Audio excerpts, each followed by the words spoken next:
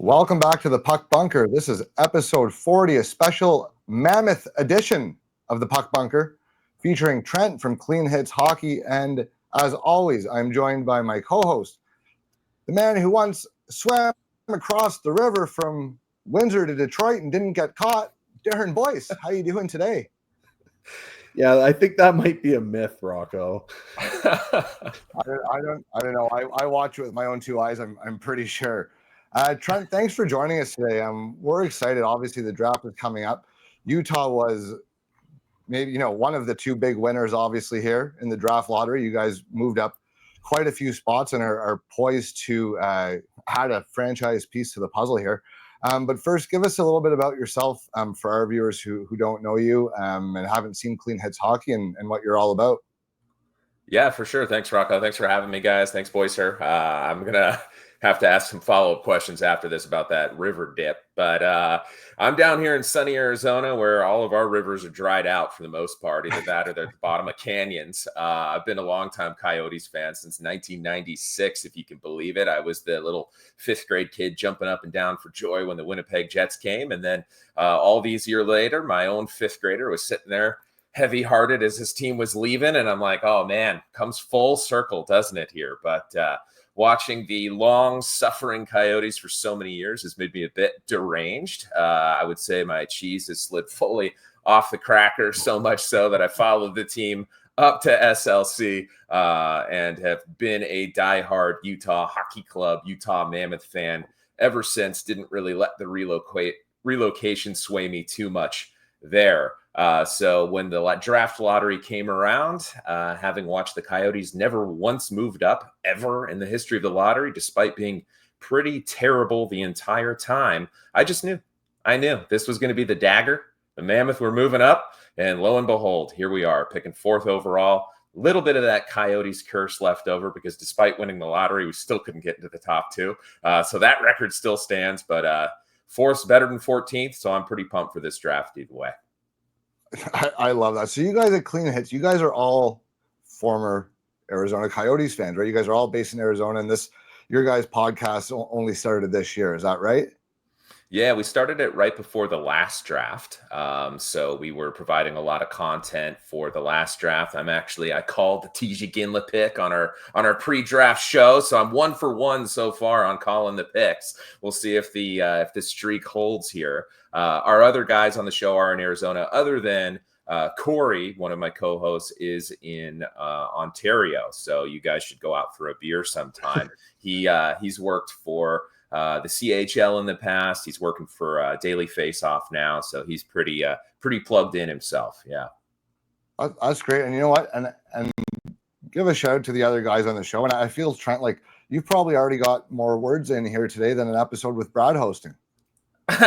Yeah, fair enough. Yeah, sorry about that. I might be a little bit too chatty. Yeah, we've got Brad, who usually hosts and prevents me from rambling so much. He's Gretzky Betsky on Twitter. He's got a whole online sports gambling empire that he's building. And then there's also Clean Hits Corey, who's kind of our Photoshop guru as well as Corey, who I mentioned previously. So that's it. It's the four of us on Clean Hits talking Mammoth all the time. So if anybody outside of Utah has any interest in learning a little bit more about the Mammoth, please check us out. We're having a lot of draft experts on. So even if you're a fan of the Predators or the Bruins or the Flyers or whoever, and you want to get some insight into what the experts are saying about what might happen at a pick before yours, tune into our Stephen Ellis episode. We've got some other big names coming soon. So exciting stuff in the cards for the Clean Hits crew. At some point during that little spiel, I'll have put a link to their pod up there. So click that and check that out and subscribe to them.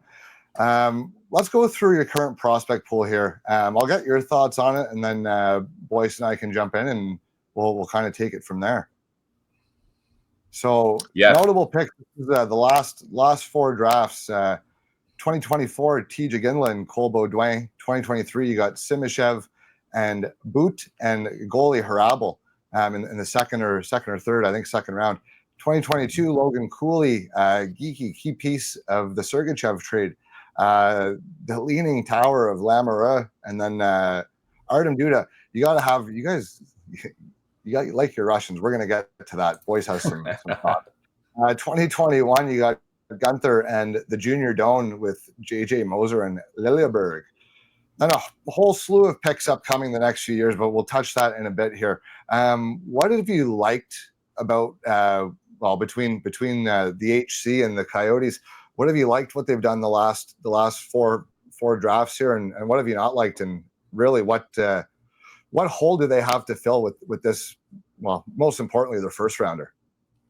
Yeah, absolutely. I've been a big fan, right? You look at this list and there's been a lot of pieces that are trending positively and a lot of pieces that were able to be used to bring in a foundational piece in Sergachev, right? So Logan Cooley and Dylan Gunther both look like they're turning into future all-star caliber players, developing chemistry with captain Clayton Keller, who had a career year. Things are trending up really well there. You see Geeky and Moser, who were key components of that Sergachev trade. He led the team in ice time. He was top 5 in the NHL in ice time for most of the season last year. I'm not quite sure where he ended up, but he was a huge key piece for us, especially with Sean Durzi and John Marino missing most of the season with injury. He kind of held that D-core together and kept us in the fight. Maverick Lamoureux played no small part in that, pun intended. He came up and helped hold down the fort while injuries were going. I actually had a chance to go down to Tucson a couple of times last year and check out Maverick Lamoureux in person. Friend of the show, Maverick Lamoureux. If you're a fan of his, go check out our interview with him. He's a big part of the future as well. I would say apart from Lamoureux, Josh Doan and Artem Duda were the two other big standouts in Tucson last year. Really happy with the seasons they had developmentally. Doan came up to the NHL roster and was a fixture on the third line last season. Simashev and Boot were the big surprise picks, kind of the story of their draft. Shocked the world a little bit. They just won a Gagarin Cup in the KHL, playing smaller roles on the team, especially Boot, but got great experience in the men's league there. They just both recently signed their ELCs and are headed to camp, looking to make the big squad, the Mammoth, this year. Robble, I think, has had some up and down times, but I think that his latest NCAA season and his latest World Juniors performance were both really, really good showings. And I think there's a lot of hope for Robble and the future in net in Utah as his eventual heir apparent to fellow Czech netminder Karel Vejmelka. And then with Baudouin, also friend of the show, we're a big fan of him. Future third line center, hard-nosed player, work ethic, culture builder, sets the pace on and off the ice. And then Tiji Ginla, who was my pick for the team last year. I was thrilled to have him, but he missed most of the year with a hip injury, which is a bit concerning. So I would say overall, a really good showing by the scouting staff there in Arizona and Utah, picking up players who are all making a positive impact in one way or another and trending in the right direction. I think your other question was about what the needs are or the holes are in the prospect pool. Is that right? Yeah. And I'll just take a quick sec to give a shout out, Cole Baudouin as well. We're going to have a little shout out to Melissa at EVO Performance Cognitive in Ottawa. She's worked with Cole closely, and he can tell you all about that relationship, but wanted to say hi to her. And then the other thing you were mentioning, having some of the credit to the scouting and development staff. For the Utah fans, we did an interview with Charlie McTavish, who worked in as one of the goaltending coaches in the development system for Utah for a couple of years. He came over with Tourigny from their days together in the '67. So that was a cool interview for the Utah fans. But yeah, exactly. Following up to that, what might they be missing here? Now, it's like you said, great group of guys. They look like they've hit on a few of these picks. I was a massive Ginla fan. So what do you think they're missing? And then I'll let Boyce jump in and give his thoughts on the overall depth of the organization. Sure. Yeah. I think number one is center depth. I think you have Logan Cooley, who's looking like he's going to be a really solid number one center, but he hasn't hit that high water mark yet. We don't really know where the ceiling is for him. We don't really yet know whether the floor is high enough. There's a lot that remains to be seen with Logan Cooley as he grows and matures in the NHL. And then behind him on the current depth chart is Barrett Hayton, who's a really solid young player who's had some streakiness, some injury issues, some up and down seasons, but I think is settling out to be a very good number 3, possibly number 2 player. There's a lot of flashes that he's shown in the league. So we're waiting to see where the offensive upside tops out with Barrett Hayton. Is he really a number 2 or is he really a number 3? Cole Beaudoin is a little bit like Barrett Hayton in that way, where he's probably more of a third liner. We've had Jack McBain filling in as third line center for most of the season. He's comfortable on the wing as well. He may be more of a fourth liner. He was on our show as well, so check that out. He's an Ontario boy, so any fans who want to see Jack McBain interview, check that one out. But he's going to be a fixture in the bottom 6, whether it be center or wing. So I think from my perspective, what I'd be looking for with this number 4 overall pick is a number 2 center. Okay, Boycer, how do we feel about welcome to the show, Darren. Sorry to keep you waiting. We've got special guests in attendance. How do you feel about the Mammoths drafts the last few years there? And same question to you. What do you think they're missing? Well, in terms of what they're missing, I do agree that they're missing kind of a number 2 center. I think that is kind of glaring to say for them. In terms of their drafts, I mean, especially their top couple rounds, I've really liked. I mean, we liked Tidjagin the last year. I do enjoy in 2023 how they just went with the biggest gigantic person they could with every pick, basically. If you've listened to our show, we really like size in this on our show. And it does look like Simashev can play. And Boot actually better. They picked 6 overall. Well, he did. I mean, I don't know if he's going to be light. Like, I don't think he's going to light things up, Rocco, but I think he can play. Doesn't need to light them up effectively. Yeah, exactly. Yeah. So, I mean, if they get a player out of that pick, that's more than adequate pick. Can't find those guys around the league or around the league. Sorry. I do have questions if Cooley is actually number 1 center or not. I'm not sure. But again, where you're picking, I don't know if there really is a number 1 center option you can really find there. Possibly, but I mean, again, there'd be a lot of development required, for that, I guess for that type of pick.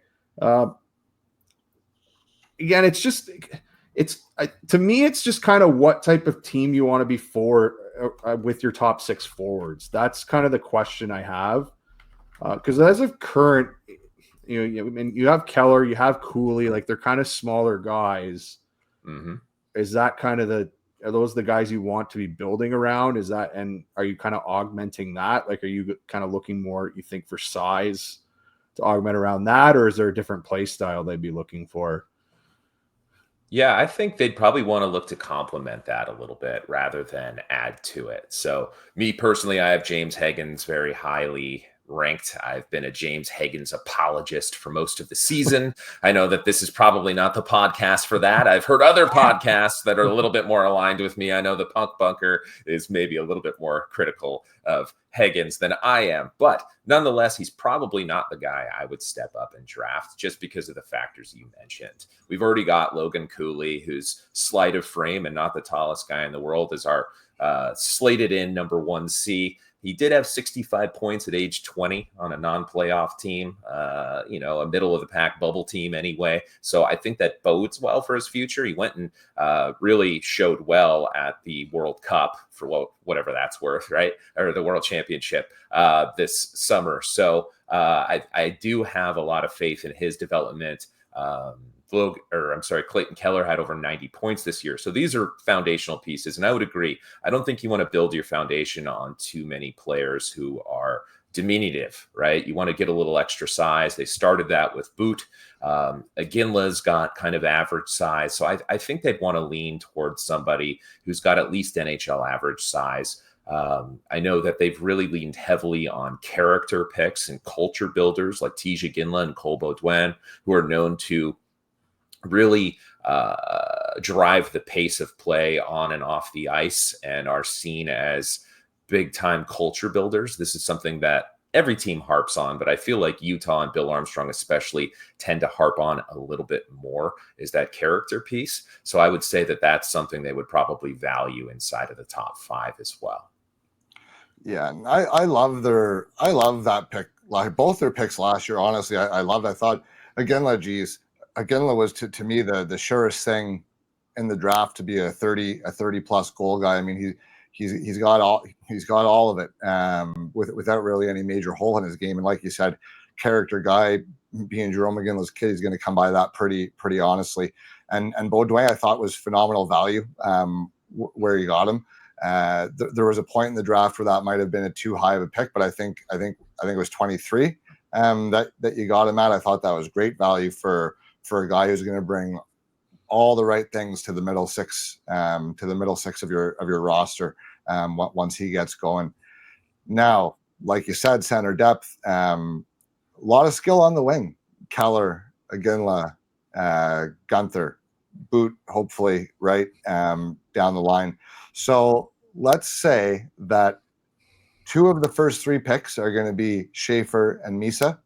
I think even if someone steps up and takes someone different, neither of those 2 guys are getting past 3rd overall. Who's your top 2? Target number 1, and who's your best backup plan? And then of the other consensus guys at the top, why not?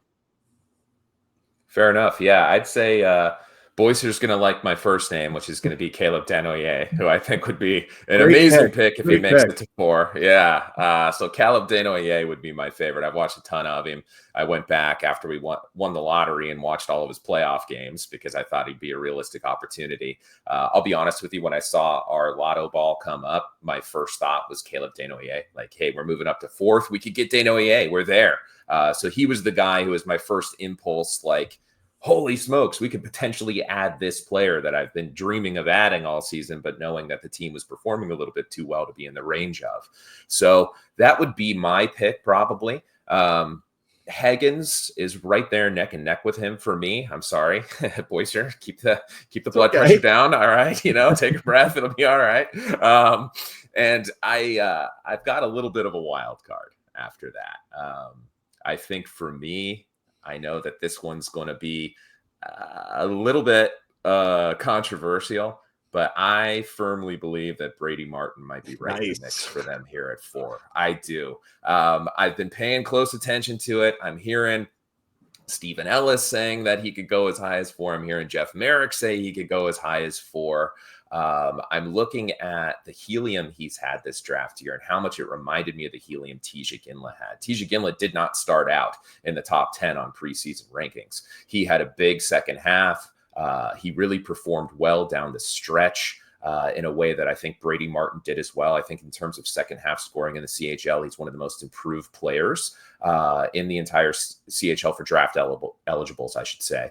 I think that even though they got smoked in the first round of the OHL playoffs, a little bit of a gentleman's sweep, if I recall correctly, I thought that he was pretty heroic in his efforts to keep his team in the fight and filling in the gaps when there were low points during that series. So then he goes to the U18s, where General Manager Bill Armstrong is actually in attendance. I think the higher the pick is in the draft, the more the general manager has a say in things. I don't know how much time General Manager Bill Armstrong spent in Moncton this year. Probably none. But I do know that he was definitely in Texas watching Brady Marton flip that tournament on its head. Hitting everything in sight and just playing like the absolute bastard that Bill Armstrong wants to add to the lineup, especially with all the helium that Sam Bennett has currently and all the brand equity for these sort of hard-nosed second-line centers these days in the NHL in this copycat league. I have to think our GM is drooling a little bit watching that tournament. So I'm thinking that's my wild card for it is potentially somebody like Brady Marton at 4th overall. So can I ask, those are your 3 options that you have at that pick. Again, so that means that you are, willing to take Brady Marton over, say, a Porter Marton, an Anton Frondell. What do you see that are, kind of maybe the red flags that are kind of holding you guys back on maybe picking one of those two guys. They might walk right up and pick either one of them. I don't know. I like them both, right? I do like Porter Marton, but I think that Marton, it kind of depends on what night you watched it, right? He's got some consistency issues, to say the least, shift to shift, game to game, and freaking week to week, right? I joked on our podcast that it's almost like you have 3 dice, right? One of them's like Matthew Tkachuk, the other one's like Eric Daze, and the other one's like Hugh Jessamine, right? And then you have either like 1, 2, or 3. Reference. My God, I love it. Then you have like 1, 2, or 3, and then you have shift, game, or days, right? And then you just roll them, and you're like, oh, you might get Matthew Tkachuk for 3 shifts, or you might get Hugh Jessamine for 3 days. You don't really quite know what you're going to get with Porter Marton. That said, he is his team captain. Team Canada loves him. I thought his playoffs were a good statement for him. I've seen some consistency come in there. He's going to go to college and get good strength and conditioning program instilled and play against a higher level of competition where he won't be able to get away with bad junior habits like an inconsistent motor that he's demonstrated. So you can project him to be a person who doesn't really have those red flags anymore if you want to look into your crystal ball a little bit. But for me, watching OHL games on TV from Phoenix, I saw too many things that made me say, in his game that I didn't really see with Brady Marton, who's a little bit more of a consistent menace. Really, same complaint about Frondell, that he didn't show very well at the U18s or in some of the bigger moments. I believe his ice time was cut as Djurgården was in the promotion round to move up to the SHL. Not necessarily a great sign, though pretty good that he was there to begin with, given that he's a draft eligible and a young one at that. I think that his tournament in Frisco probably left a bad taste in the mouth of a manager who was there. And I think additionally with him, while he is a center, I think the strength of his game being that massive one-timer, that's something that we've already got Dylan Gunther doing on PP1 and will for the foreseeable. We just added Tija Ginlin last summer, so he's kind of a long-term option there as a trigger man as well. And I wonder, even if Anton Frondell is a center 5-on-5, he's probably going to play that role on a power play that won't really be available to him in Utah. So how much does that limit his effectiveness and production in the long term? And he might be a better fit somewhere else. I'm not gonna lie, I didn't expect a Hugh Jessamine reference. Okay, that was awesome. I still remember. I'll never forget watching that draft. I was still a kid watching it at my parents' basement. And Pierre Maguire, they call him a huge specimen, and I'm like, oh my God! Make that joke. I'll never forget. Corey Perry went in the late 20s of that draft. That was a great reference. Now, okay, I love that you said Brady Marton. He is going to be, spoiler alert, probably the biggest riser for mine and Boyce's final list.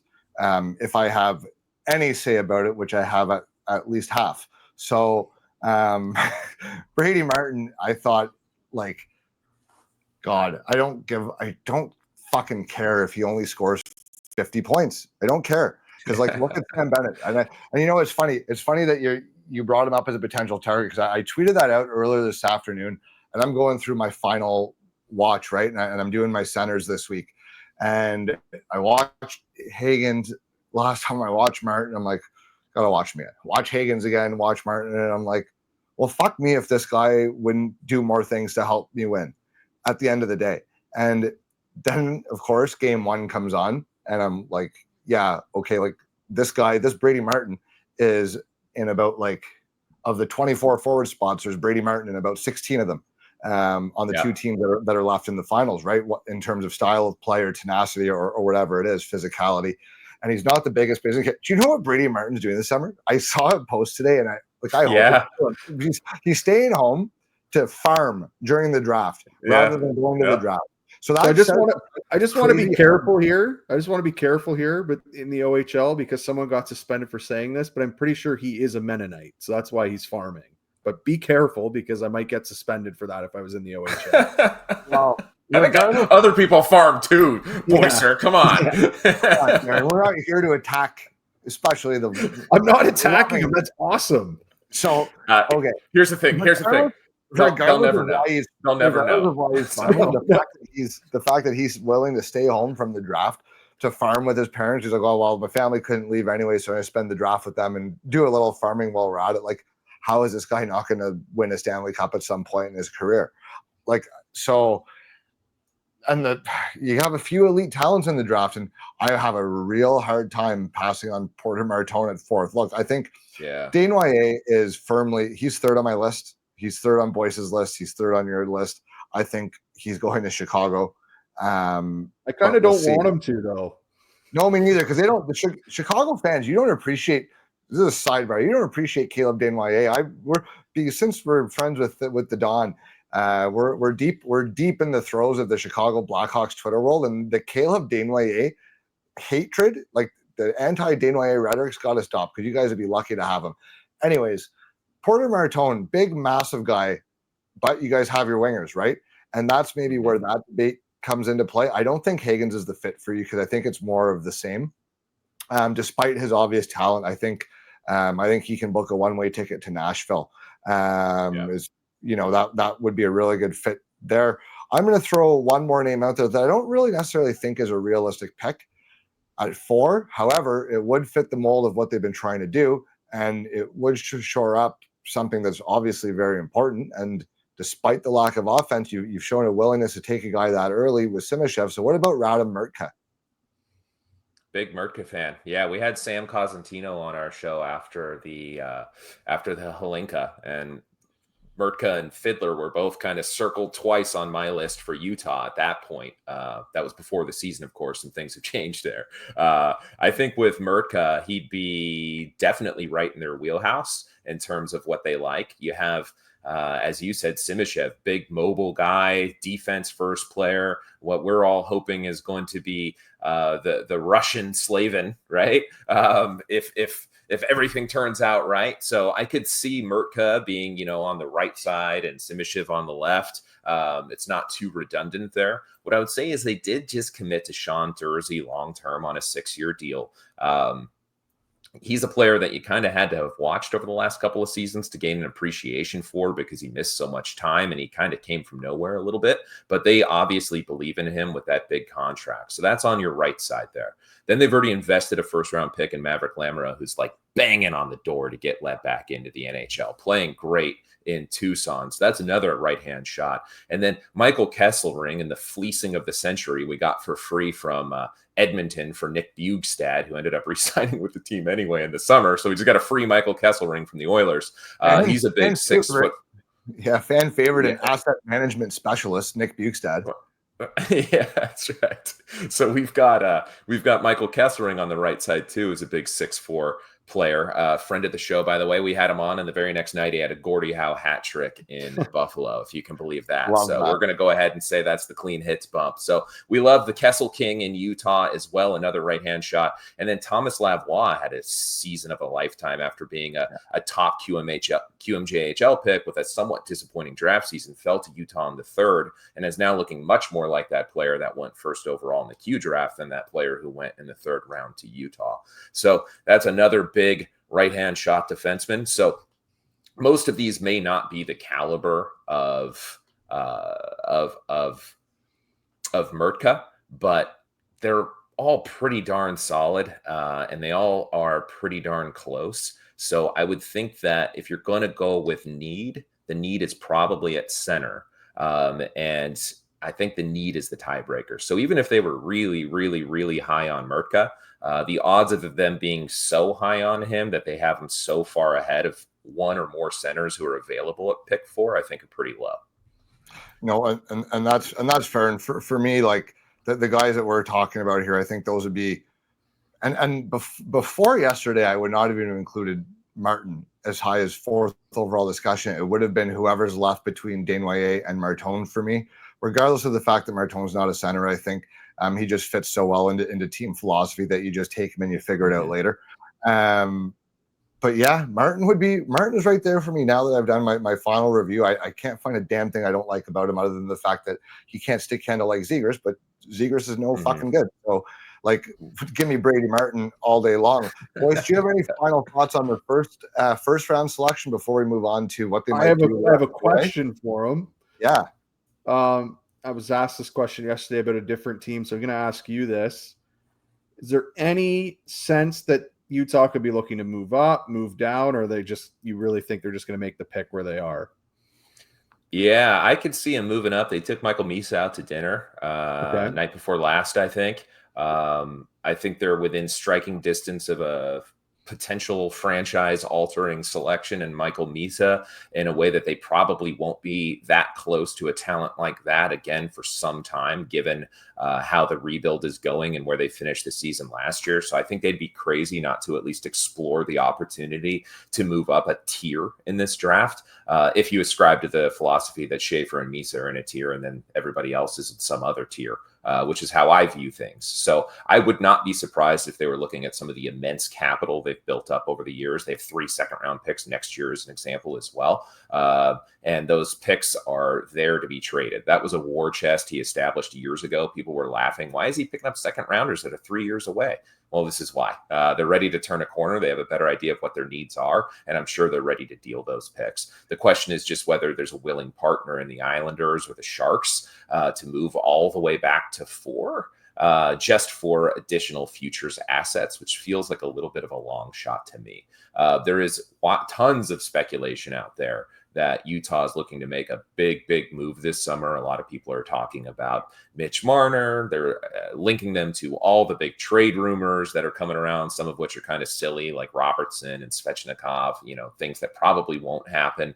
But they did pull off the huge blockbuster last draft where they acquired Mikhail Sergachev and then like 5 minutes later, John Marino. And they gave up dear assets to do that, right? Assets that are on the screen here. Geeky, Moser, 3 different second-round picks went in those 2 deals. So they obviously are not afraid to swing big. There's a glaring hole up front when it comes to scoring. They're knocking on the door of the playoffs last year. They were in it till the last week. And it's a new market with a new name, a new owner who's got lots of money to spend. And he may be hammering the desk, pounding for some big trade acquisition. So I would not be surprised to see them trade out either. I think the least likely scenario is them trading down just because the pick volume they've already had to let Justin Kipke walk unsigned because there was no spot for him. I think there's more prospects that they're going to lose that they would have preferred to keep. That's going to be, Utah's trash will be some other team's treasure because there's going to be some decent kids they're going to lose, I think. So I don't think they're looking for more pick volume. So I think of those situations, stick and pick is obviously the most likely. I would say trading out or trading up are much more likely than trading down. It is interesting because Misa actually does look like he fits your roster quite well, and that hasn't really been at all maybe discussed in the mainstream at all as an actual option. Darren, Misa would fit anyone's roster. He would fit this one really well, though. Yes. Like that's again, of course, he would fit anyone's roster well. This is a team that has an opening at center that can give him the minutes that he needs, and this team's actually realistically close to being pretty good. He's not going. He wouldn't be going to. I hate to say it, the Hawks here, where it's a little bit more of a process here. He could go to the Islanders. I think this is a kind of a better situation than the Islanders to me, though. So, I mean, if that's a possibility, yeah, it's almost like when the Stars moved all the way up to.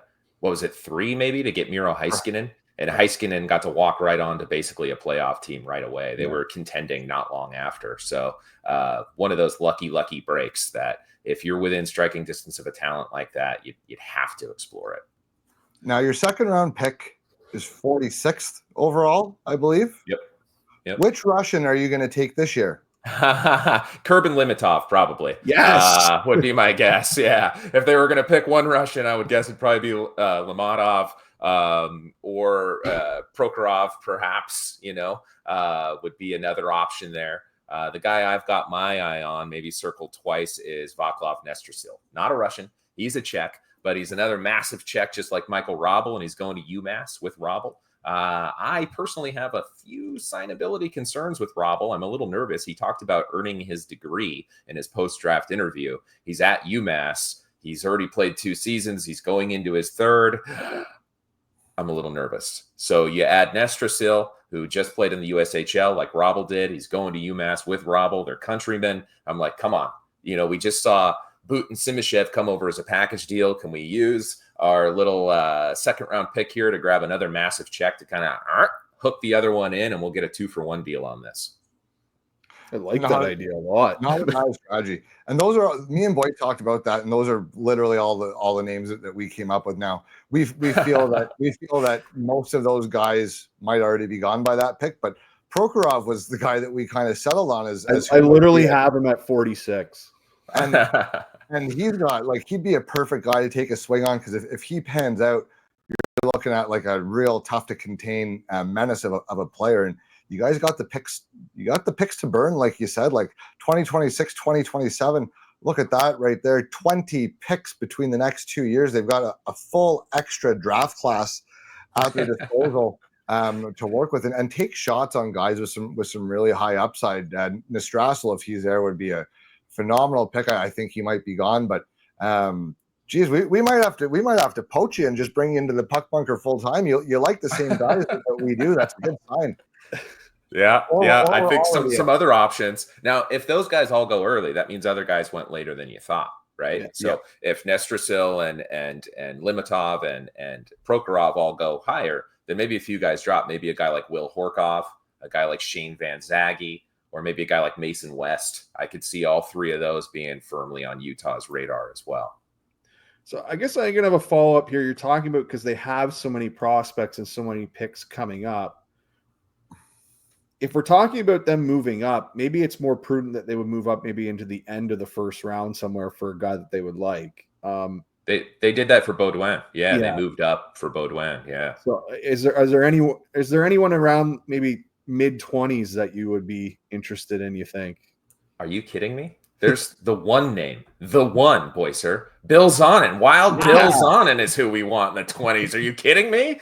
There's only one name. That's the one. We want Bill Zonin. Yes, let's move up, do like we did for Baudouin, and walk away from this draft with Brady, Marton, Bill Zonin, and the funnest class of any team in 2026. I would like to be on record that we were the first outlet of anyone that covers the draft to rank him as a first rounder, and we never had him outside of our top 20 all year. Bill Zon's the man. He's going to look great in an Ottawa Senators uniform. Get this Bill Zon into Utah propaganda out of my face. I think in any pod mock, a podcast mock that we've done, it's been one of us that's picked up. Yeah, I could see it. I love Bill Zonin. I do. There was a while there where I was trying to convince myself I liked him better than Justin Carbonneau. I ended up not being able to get there, but I do like. Speaking of, our very last episode focused on just that. Episode 39, we did a head-to-head Zonin versus Carbonneau, and we each picked a side, and that was a fun debate. So good for bringing that up.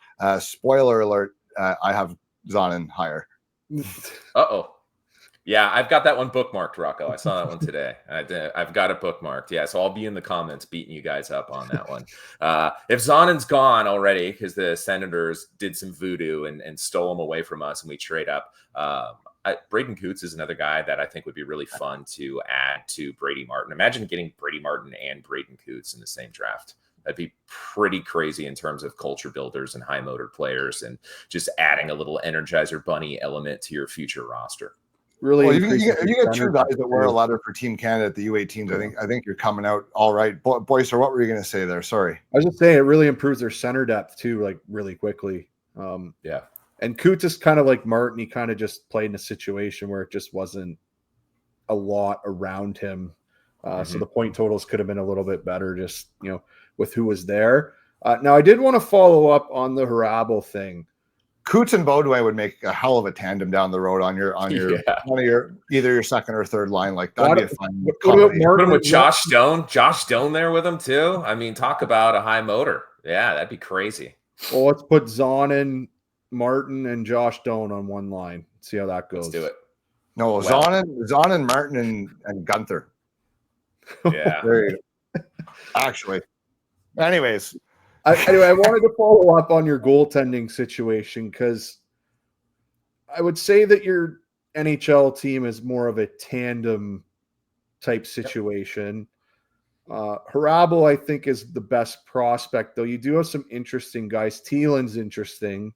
Would you guys do you think that maybe they would target a goalie with that second round pick at all? Is that something they would look at? Yeah, sure. I can see it. Yeah, I don't think it would probably be anyone who's under 6 foot, much to the chagrin of Stephen Ellis, who was singing the praises of the undersized goaltenders on our podcast earlier this week. But I could see him picking Medvedev or somebody like that. Giant eye with their roll. second. Yeah. We're big proponents of the bigger size goalies on this show, so Yes. we're the opposite. Yeah, we heard Ellis wax poetic about his man Ivan Kovic, which I kind of appreciate. You know, I get a little nostalgic. I think about Artur Zerbe and some of those scrappy little goaltenders of my youth, and I look at Ivan Kovic and I'm like, damn, I wish we lived in a world where there was a place for him. I'm just skeptical that we do. So I think Ravensburgen will be gone by that pick. But both the Russians, again, you guys have no problem taking Russians. And I think there's 2 really good Russian prospect goalies here that would really fit for you guys. Because you guys do need, I feel like you do need some goalies at least in the system that you're confident in.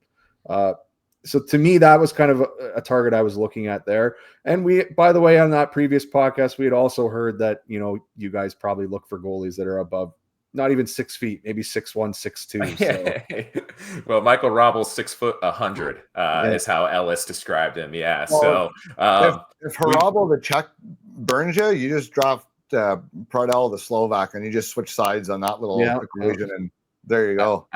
I thought about it. He's sort of the bizarro Robel, right? The Robel from another mother, right?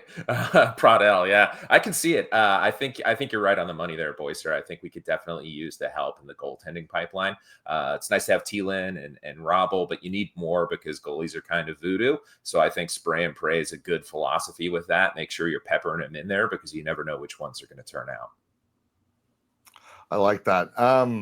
Cool. Let's move on from the draft stuff. I think that covers. I mean, you got the 3rd and 4th, but I mean that's generally just best player available. You're taking guys that that your team just generally likes. Now, actually, I'll give you a chance to touch on that before we move on. Is there anyone that is ranked outside of what would be the typical top 50 or 60 or 70 players that you think is a very deep sleeper? That would be a great fit that has a chance to make a contribution long term for these guys, much the same like Lilleberg is starting to do as a mid to late round pick.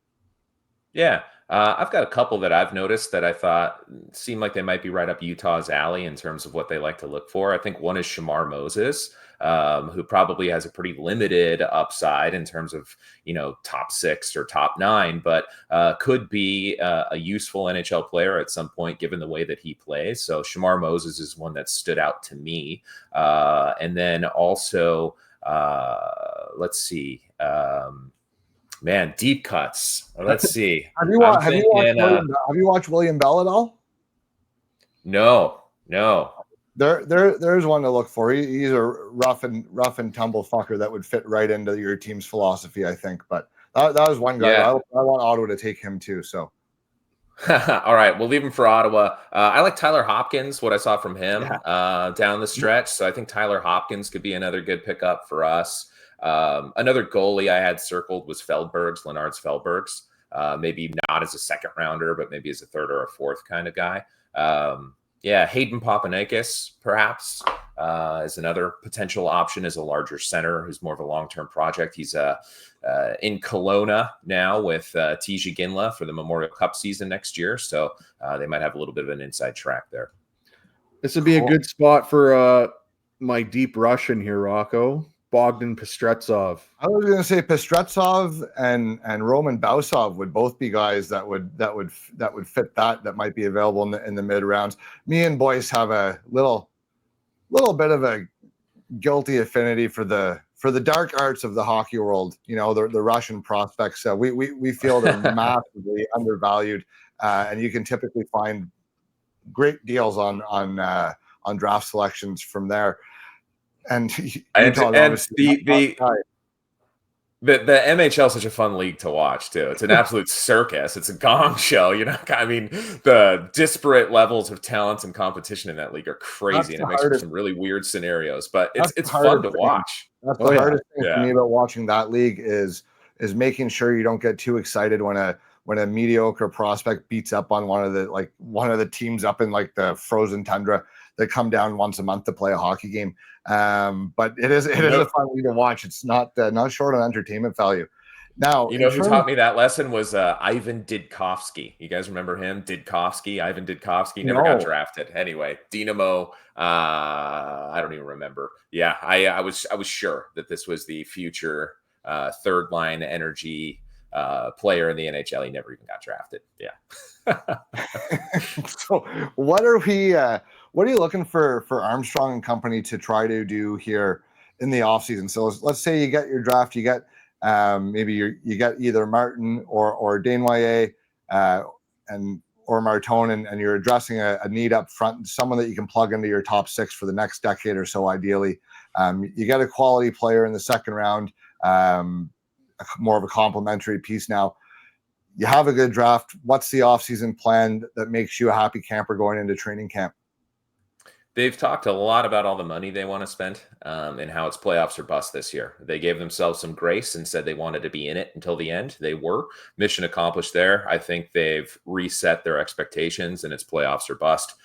They've been chest thumping out in the market about the big swings they're going to make. So I think if they end up with a center, they might go big on a winger, whether that's a giant blockbuster for somebody totally unexpected or someone who would have been seen as inconceivable like Svechnikov or Robertson or somebody like that just a few months ago, or some other name like that. I could see them take a swing on at winger. Mitch Marner's name continues to come up with Utah as well. I know everybody's putting their hat in the ring there. I'm a little skeptical about that with Cooley and Keller already on the top line. Is there really room for Mitch Marner down the stretch when you have all these other pieces you're going to want to sign? For 3 and 5 and 6. Yeah, exactly. So I'm not sure if Marner's the way to go. If they do end up drafting a winger or a defenseman like Marton or Mrtka, I can see them going all in on Marco Rossi, the Ottawa 67's favorite of head coach Andre Tyranny, who's always sung his praises and has described him, I believe, as the perfect hockey player previously. So I could see them really taking a big swing on Marco Rossi, potentially as a more of a long-term center fit. And then if they go winger or D at the draft. Rossi's interesting.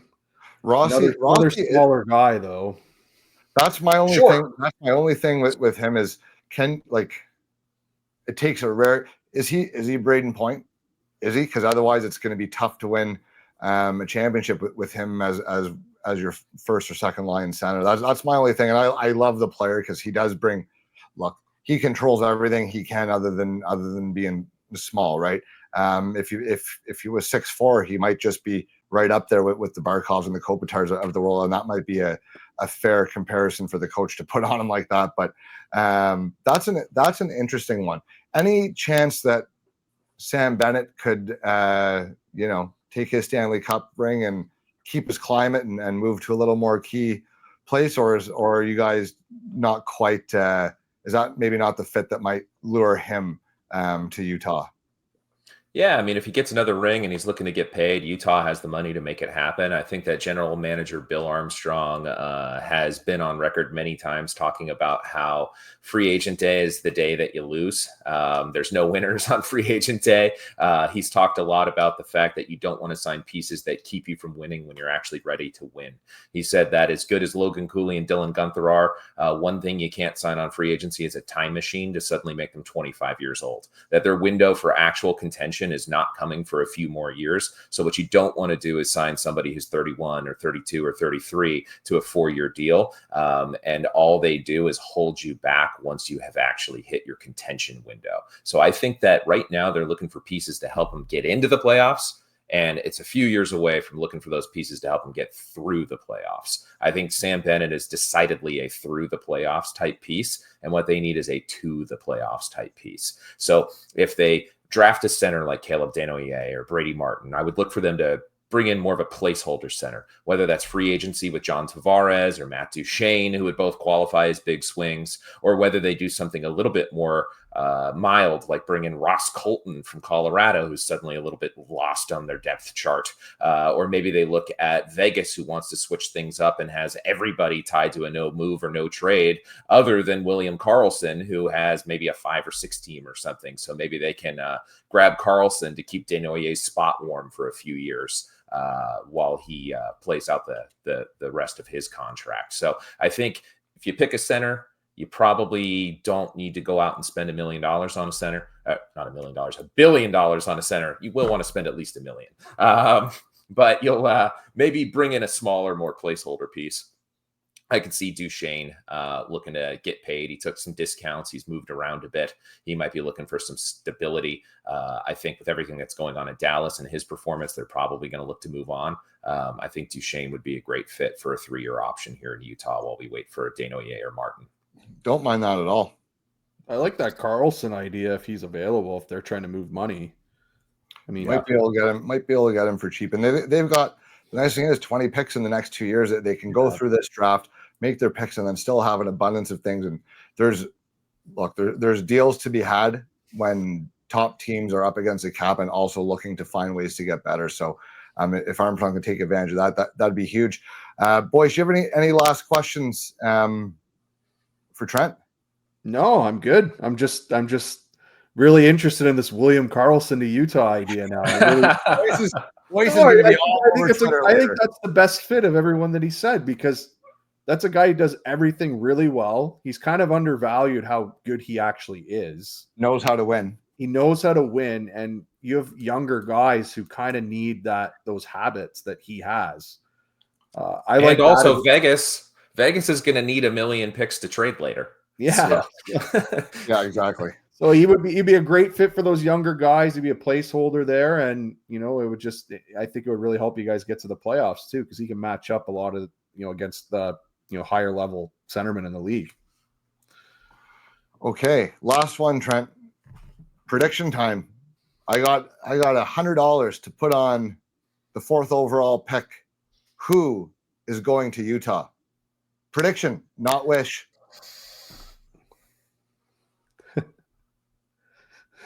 Desnoyers.